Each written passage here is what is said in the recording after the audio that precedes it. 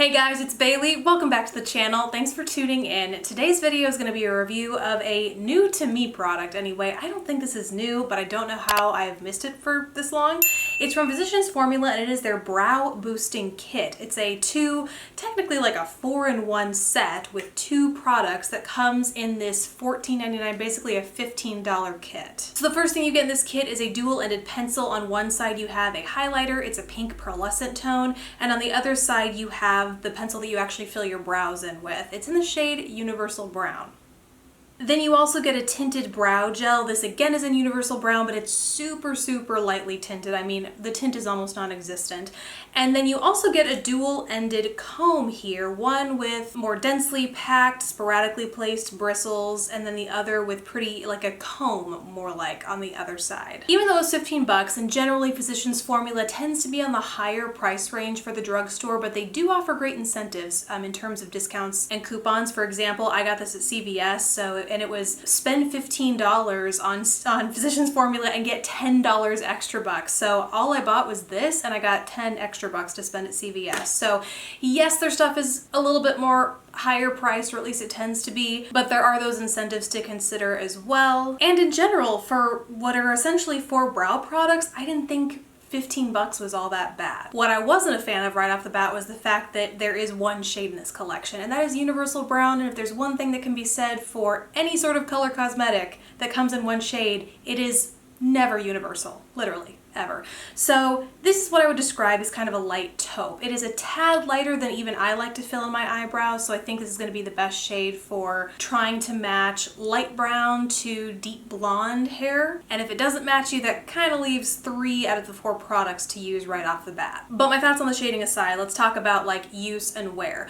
So you're supposed to start with the highlight shade. That's exactly what I did to apply the brows in the demo that you'll see. I used it to shape under my eyebrow as well as above. They say to do above, and I know generally a lot of people kind of carve out their brow by literally highlighting the shape of the brow they want first and then filling it in. That's sort of the premise behind this highlight shade, but it is a super soft highlight shade, and so I found that where I have more clear brow definition on the underside, it worked great. I was able to apply it and then take, this is a Dailybaileyb 735 brow brush, and I just kind of use that to blend it out. On the top though, not so much. I just don't have as clear of a definition, and so not that a more professional artist couldn't do it, but for my experience level, it just did not help define much of anything up there. So I then on the other eye just stuck to putting that highlighter on the underside of my eye to highlight, and then went in with the actual define brow pencil to fill that all in. So like I said, the shade of the brow pencil, not quite for me. It's a tad too light, but I do like the texture of this brow pencil. If you know anything about me when I talk about brows in videos or brow products in videos, I like a waxier texture just because when it comes in a pencil format, I find it's super easy to apply and fill in, and then that waxy consistency just kind of helps give your brow hairs that extra oomph to stay in place. Although in this you really don't need it because it does come with that brow gel. It's just, I never hate having a little bit of extra brow security, if you know what I'm saying. So I do like the consistency of this. It is a chubbier pencil though, so if you're looking for those softer or more defined hair looking strokes, this is not going to be your thing. Then onto the brow gel, like I said, not really all that tinted, very softly tinted. It's more just a brow to hold, or a gel to hold your brows in place. And then you have the dual-ended comb to help kind of arrange them in the shape that you want. I like the comb, and actually I could totally see the more defined comb end being super useful for the lashes too. If you have a mascara that you really like kind of the volume and the curl that it gives your lashes, but it leaves them a little clumpy, this is a great lash separator. And you know, you can just throw it in your bag and ensure you have both a brow gel and a lash separator. So that's a nice 2-in-1 kind of multi-use facet to this whole thing. But I'm not a super fan of the brow gel, not just because it's not all that tinted, but also because I don't feel like it held my brows in place the way it should have throughout the day, even with that waxier pencil texture kind of helping to boost the hold on it. I just felt like the pigment didn't seem as intense from the time I applied it to all the way at the end of the day, and then my brows just didn't, I mean, they're soft, I will say that, so it's not like you get kind of hard, crunchy brows, which sounds very bizarre, but hopefully you know what I mean. You don't get brows that feel stiff and unnatural feeling.